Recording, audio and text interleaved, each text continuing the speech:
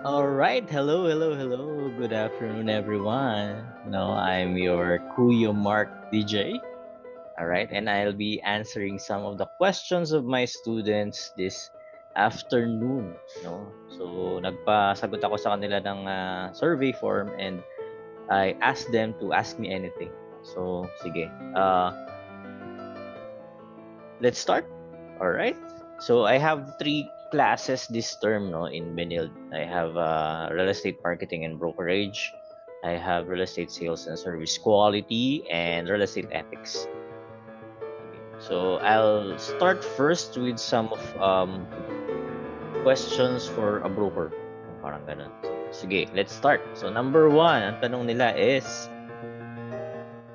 ayan. So how is Resa law important in real estate?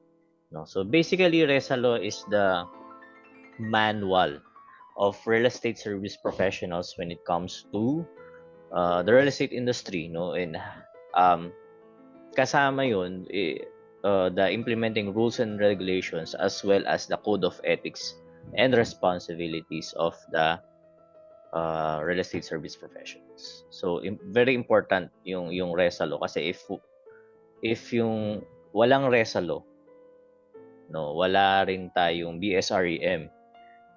Hindi kailangan ng BSREM. And I think RESA law has been important in the implementation of these laws, no, or policies that we have today, no, to avoid fraudulent, no, real estate transactions, real estate scams. No? So ngayon medyo mas aware na yung mga tao na kailangan ng licensed real estate broker um, to sell their properties or to buy properties from. So ganun siya. Okay. Next, question number 2. Ayan. So how to be a successful broker and how can one be a successful real estate practitioner? So for me, no, I've been in brokerage since I've been a real estate broker since 2013, and for me, success as a broker or a real estate practitioner really depends on you. Depende sa how you define your success. So for me, there are four types of success. No, one is physical or health success in health or in physical attributes. Success in financial, financial success. You also have um, emotional or social success, and last but not the least is success in mission or purpose. No, so to become a successful broker, you have to define what is success for you. So hindi pare-parehas yan kasi for everyone. But for me, no, siguro success as a broker, no, as a broker in the career, no, would be a portion of, hindi, actually lahat talaga eh. Kailangan meron ka lahat eh.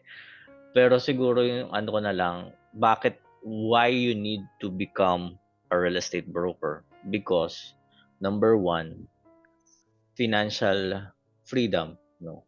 It has a huge potential to give you financial rewards, no. So malaki ang income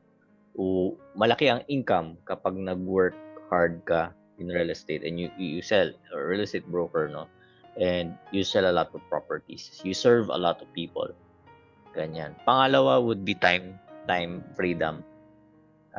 Mas flexible kasi, especially when you're an entrepreneur, no, um, mas flexible sa time. So kunyari may benta ka one huge transaction in this month, no, pwede kang mamahinga for the next months if ever kasi ganun nakalaki yung income mo. So yun yung sasabi kong time freedom. Pero syempre it depends kung syempre kung malaki yung goals or or wants mo, di ba? Syempre, hindi ka titigil basta-basta. Ayun. Pero yun nga, you have the option to be more flexible sa time. So, ganun siya. Alright, question number... Ano na tayo? Question number 3 pa lang. How I should act as a real estate professional? Paano ba? As a professional, no? Siguro ano lang, have integrity. Yun lang. In anything that you say, you do it, no? When dealing with other people, you communicate well, and whatever you say, kailangan you have your word, no? And don't get into unethical transactions. Yan. So, siguro yun lang muna. Okay. Sige. Number 4. And what are the things that we should avoid as a broker in the future? Avoid transactions that will put you into will make you do unethical things. So yun lang. And also, ayun nga, make your word count, have integrity. Yun, basically. Okay. Next, which is better, being a freelancer or partnering with developers? It depends on, actually depends. They have both pros and cons, no? Being a freelancer or an independent broker, no, mas malaki yung flexibility mo when it comes to the number of properties that you can offer to your clients, no? Kapag when you partner with developers, ay, ano ba to? Pag partnering with developers, yung sabi ko in-house. Kapag in-house ka, syempre you stick to the developer lang. Yun lang pwede mo ibenta. So yun lang. Pero basically, no, I always say sa mga students ko na get as much experience, no, from whether from a real estate brokerage company or with the developers, no. If you plan on being a real estate developer, mas maganda kung mag-partner ka sa real estate developer and go into the operations, know the ins and outs of real estate development. So ganun lang naman siya. Next, how to properly handle or start a real estate business and brokerage administration. So maraming types kasi ng real estate business. You can do general brokerage, no, for sale by owners. Ayan. You can go into leasing. No, you can go into foreclosed properties. You can do project selling. So marami. Pero again, for me, no, you have to start with pag mag-start ka as a broker, you have to start in a specific location, specific type of property that you can market. No. Kailangan meron kang focus, kailangan meron kang favorite project ganyan or favorite location where you can be an expert in. So yun yung start, no? You should also be able to sell muna before you create a team. Kasi I think it's important that you have experience first in selling before you teach your team to sell. No, kailangan hindi lang siya theoretical. So kunyari, ako or pag gumraduate ka, hindi ka pa nakakabenta, no? Kailangan makabenta ka muna ng property before you put up your team. Ganyan. Kasi wala kang ma-share na experience. Experience lang ng prof mo, ganyan. So, ganun. Alright. Next question is, what are common ethical violations in the real estate industry? Number 1, I think, ethical violations. Ethics kasi, it's a huge scope, you know. So basically, for me, when you disobey the law, it's an ethical violation already. So ganun lang siya. So selling without a license, that's an ethical violation agad, no, without accreditation. So yun pa lang, and that's the most common. So maraming mga unlicensed real estate uh, practitioners, no, currently rampant. No? So what do we have to do with that is to educate the people, the public, and even the unlicensed practitioners to get accredited, no, and have them uh, become licensed or accredited salespersons, or have them study BSREM and become real estate brokers. So ganun lang naman yun. Okay, next is what ethical considerations arise when dealing with dual agency or multiple representation? How can conflicts of interest be managed transparent? Actually, no, when you are in real estate, you don't do multiple representations. It's either you're on the buyer side or on the seller side. Yun lang. Hindi pwedeng dalawa ang nire-represent mo. Right? So yun lang. So to avoid that, pili ka lang. Oh, it's either sa buyer or sa seller. Most of the time, if you're an independent broker, no, and you're selling project selling, you're selling developers projects, no, most of the time, I would be on the buyer side and not on the seller side. So what's the best interest for my client, for my buyer? Yun palagi, not the best interest of the developer. So ganun. And most of the time, lalo na kapag ayoko ng developer, talagang hindi ko pinupush doon. Kahit yung dun yung gusto nung client, sasabihin ko talaga na, ma'am, ganito, meron mga issues on this developer na gusto ko malaman ninyo. No? Although pwede tayo magpa-accredit dyan or accredited ako dyan, pero I just want you to know na merong mga ganito, that. So, ganun siya. Okay? So, walang conflict dapat kasi choose your side. Buyer or seller ka lang. Ayun. Okay? Next is overpricing a property as long as permitted by the owner unethical. Hindi kasi ako kumukuha ng ng property na overpriced. Ang usapan. I always have black and white. Kailangan may kontrata. Magkano yung, kung i-overprice man yan, sasabihin ko na kung magkano yung overpriced. Pero, I think 5%, no, is good enough for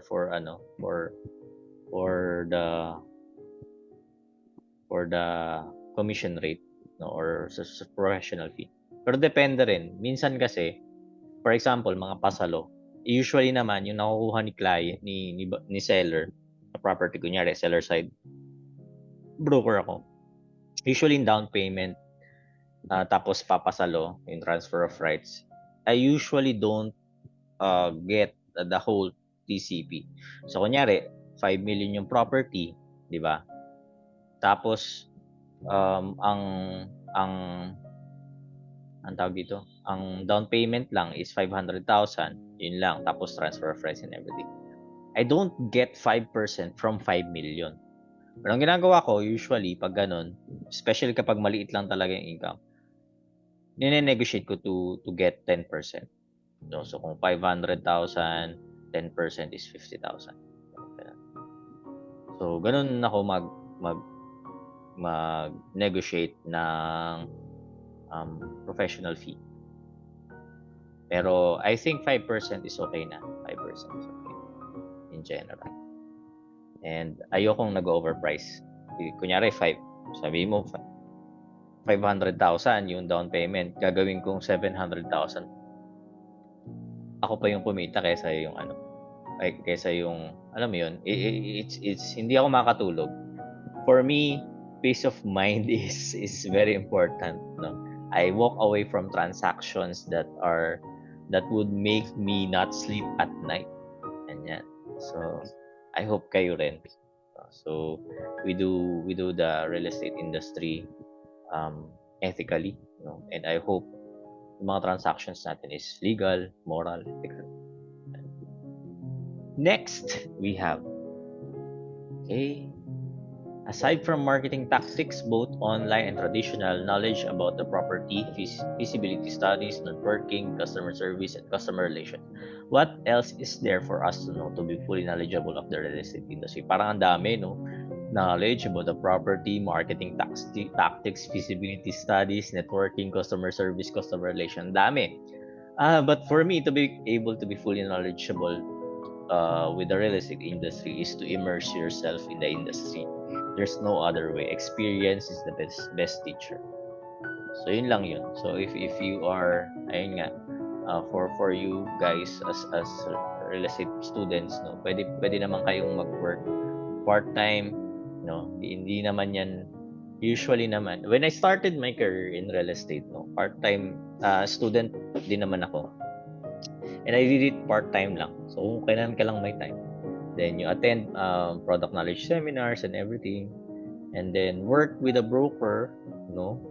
Um, you join them in their client viewing, ocular inspections, yun yung mga site orientations and everything, and observe, how they present. And with that, you'll be able to be more knowledgeable in the real estate industry. Yung experience talaga important. Okay? So, yon. Okay. Ito medyo maraming questions si kuya mo. Okay. What do clients, number one, what do clients typically expect from real estate sales and service professionals in terms of quality? I think yung service na gusto nila is for you to be able, number one, for you to be able to answer their questions on why they should buy this property or lahat ng questions, no. Yung number one. Pangalawa is you helping them to get that property, no. So helping them means being with them, no. So from reservation hanggang ma-turnover, yun yung gusto nila, no, and yun yung ina-expect nila. Alright, and siguro di man nila expect na palagi ka nandyan, no. Pero pangatlo would be communication.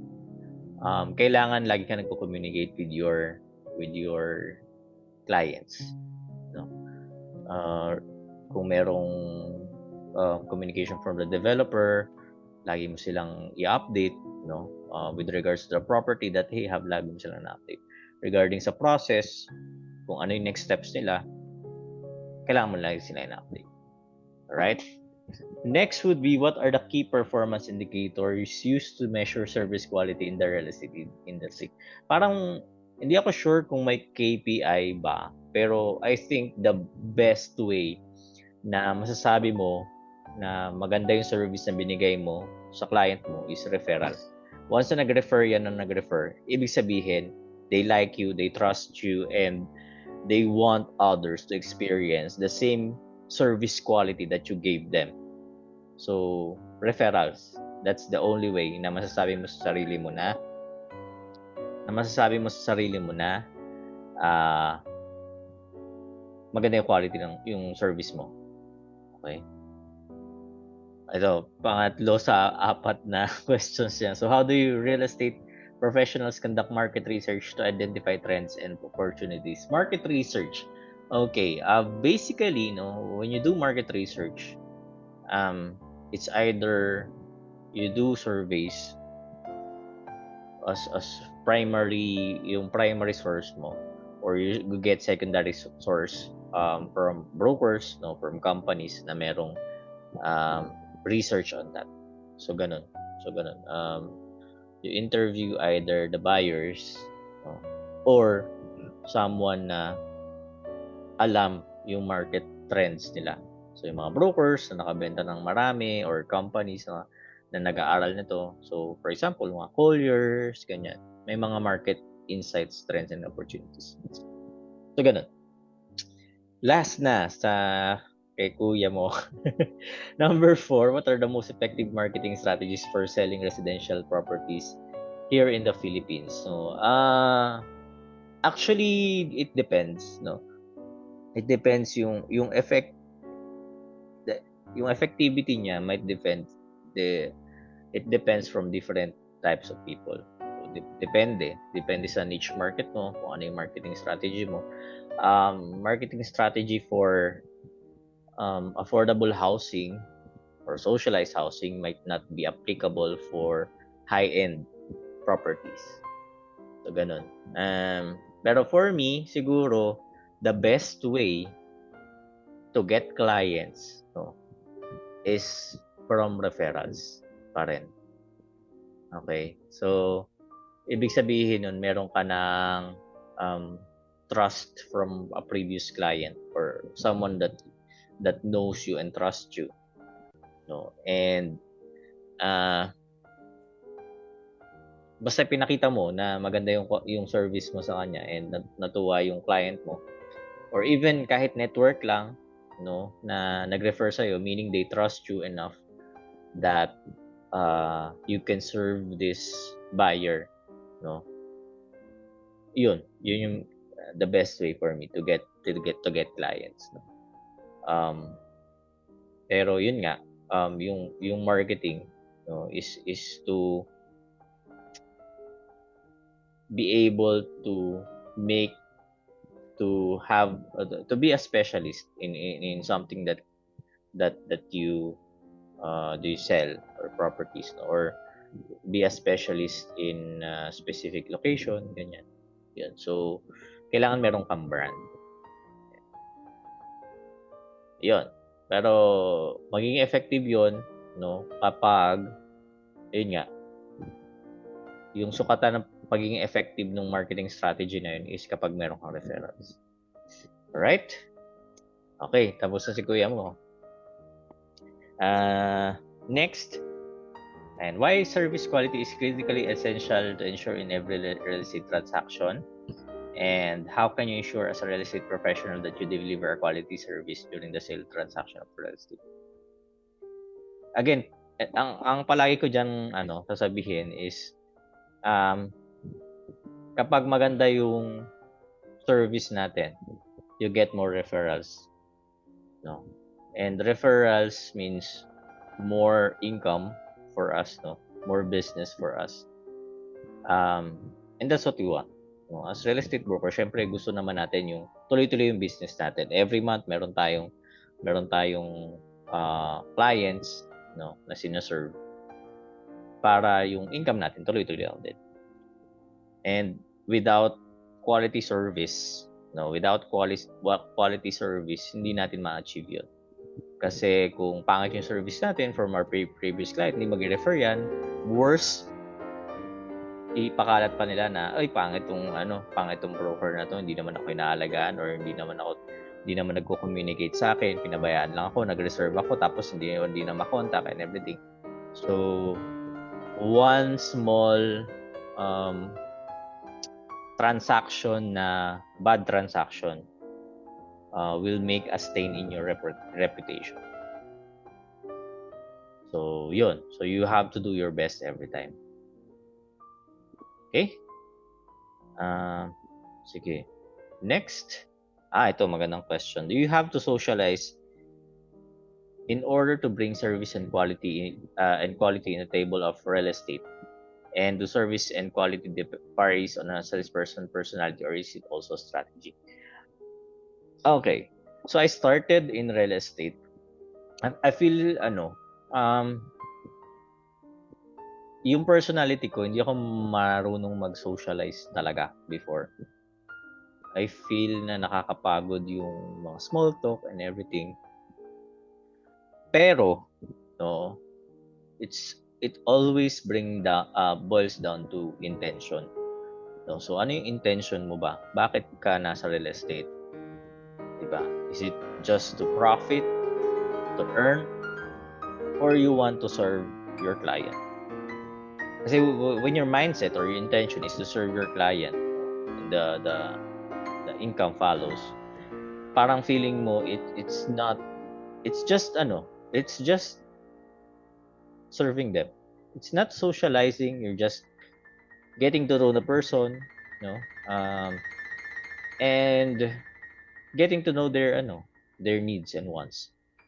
And it's also part of the service that you are giving to them. No? So, ganun siya. Hindi mo na siya maiisip kung feeling ko kasi ito siya. Parang ayaw niya mag-socialize. Yung nagtanong, parang ayaw niya mag-socialize kahit nasa real estate. I have lots of students na medyo shy type pa ngayon, no? So parang titignan mo, sige, in real world when you do when you are a real estate broker, kailangan mo makipag-usap makipag-communicate with your client kasi kung hindi ka alam mo yun, wala kang benta. Pero yeah, it's part of service that we have, and most of the time naman it's pwede mo sabihin socialization, pero if you're not into it, parang ganun, or hindi mo siya, parang ayaw mo gawin yon, yung makipag-socialize and everything, think of it as you serving your client. Parang ganun, getting to know them better for you to be able to serve them better. So ganun. Yung next question, yung service quality varies on salesperson's personality or is it also strategy? It depends, no? There are different personalities, no, of a salesperson, and you do what works for you. Ganyan. So ako, hindi ako masyadong maboka, ma-salesy kasi ayoko nung ganun. Kahit ako mismo, ayoko nung alam kong binebentahan ako. So, natatawa na nga lang ako pag ginagamitan ako ng mga sales techniques ng mga salespersons, no? Hindi naman sa real estate, pero yung mga nagbebenta, sabi ko, ay, alam ko na to. Yan, natatawa na lang ako. Pero I don't want to be like that, no? So, for me, yung service ko is more on education, no? More on talaga, giving them what they want to know, what their needs are, asking them kung ano yung kailangan nila, ganyan. And yun, just being there for them. Yun yung for me is nakaka-close ako ng sales just by doing that. Right? Next. Ayan. Ito. How many clients or sales does an average broker get in a certain period of time? And is it enough to sustain themselves in terms of financial stability? I cannot say yung average broker, no? Kasi hindi ko naman alam yung kung gaano karami yung broker, kung magkano kinikita, and everything. Pero siguro for you to be able to sustain yourself is to analyze yung finances mo muna. So, ganun. So, magkano ba expenses mo sa isang buwan? Yan. So, list it down and everything. And then, from there, you compute magkano yung kailangan mong income per month. Ano yung kailangan mong ibenta. Ganyan. Paano yung commission release ng mga yan? Kung project selling ka, meron na bang incentive na agad kapag nag-reserve yan? So, you take into account. It's more of financial literacy, no? And kailangan as brokers kasi we have to be financial literate. And we have to be, lalo na kung walang salary or allowance, no? Mahirap siya i-sustain, no? So ganun. So kailangan mo talagang aralin din 'yan kung ilang sales per month ang dapat meron ka. And it depends on different people. Yung iba kaya mabuhay ng sabihin mo 20,000 per month. So halos isang benta lang yun per month worth of sabihin mo 2M without taxes and everything. Kahit 1M. Pero syempre, kung yun nga, kung ano ka, kung resale, mabilis ang release ng commission. Pero kung hindi, kailangan mo siyang i-ano, kailan ba ang commission release? So, kunyari, commission release mo every month, ano lang, ganitong amount lang. So, pa 2K, 2K lang. So, ilang 2K ang kailangan mo? 10. O di, 10 units na tag 2M, parang gano'n. So, yun. Depends sa iyo, sa you as a broker, kung magkano yung expenses mo.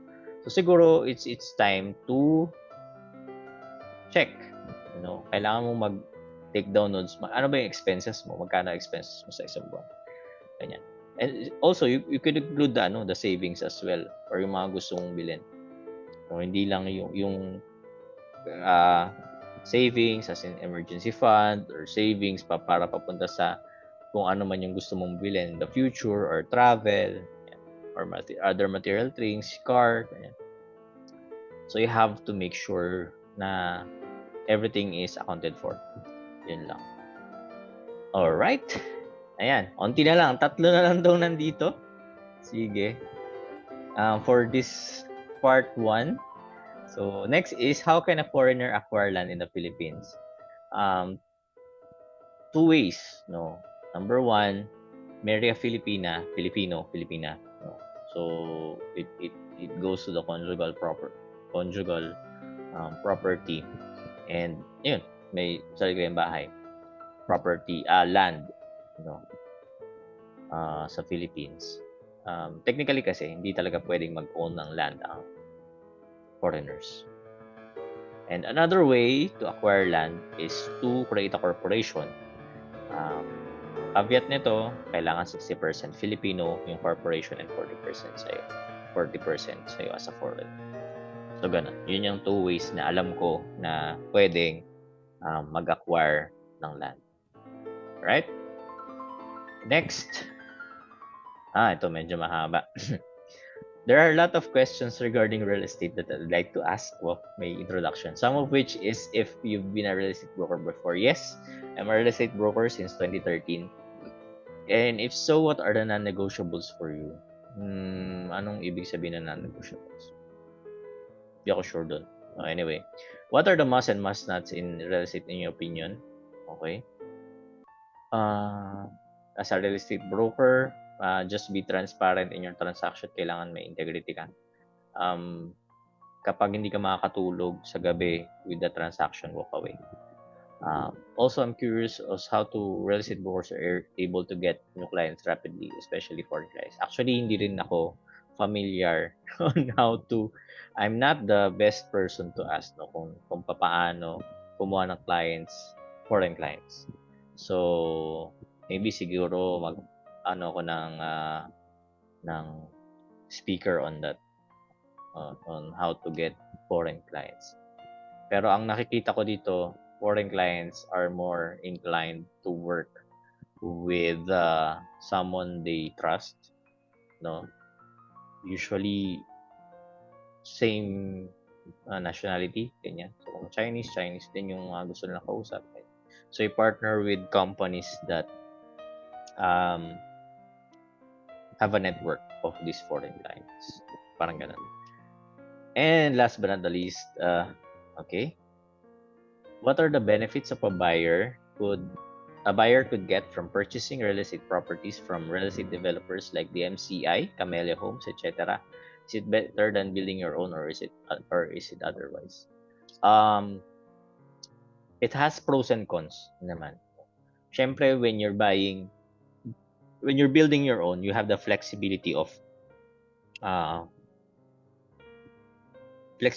dun sa plans, sa paano mo gustong gawin. When you're buying from developers, sabihin na natin this is a house and lot, kasi syempre hindi mo naman mabibuild ng sarili mong condo, di ba?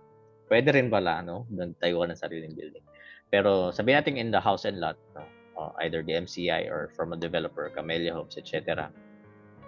Mas mas marami kang iintindihin when you're building your own, pero mas may flexibility ka. Sa developer, wala ka na masyadong iintindihin, magbabayad ka lang, and sila na bahala sa quality. Pero syempre, hindi siya kasing flexible. So kung ano lang yung model unit na meron sila, yun lang yung bibilin mo. And also, yun nga, yung quality, you will rely to the quality ng gawa nila. Unlike kapag ikaw yung nagpapagawa, pwede mong bantayan, pwede mong sabihin sa architect mo or sa civil engineer mo na ganito, kailangan natin mas matibay yung foundation or whatever. Doble yung standard na minimum standard. Wag lang minimum standard yung igawin natin. Sa price, hindi ako sure kung mas mura or mas mahal. So, try to lang din. So, try to lang, have a quotation. No? Pero kasi, again, yung risk mo, mas risky magpatayo ng sariling bahay compared sa developer yung magtatayo. Kasi nandun na yun eh. Yung developer, yun talaga yung ginagawa nila eh. So, whatever happens, no? May kontrata naman yan eh. Masisingil at masisingil mo. Hindi pa natatayo. Ganyan. Kailangan itayo mo to. Everything. Maraming nangyayari na tinatakbuhan ng mga contractor, yung mga owners ng property, na ayaw natin mangyari sa atin. So, yun. Alright? Again, thank you so much for listening to this. Part 1 pa lang to, meron pang dalawang parts, part 2 and part 3. So again, thank you very much. This is your Kuya Mark TJ, I'm a real estate broker and an current instructor in Benilde Real Estate Management Program. And see you sa part 2. Bye-bye.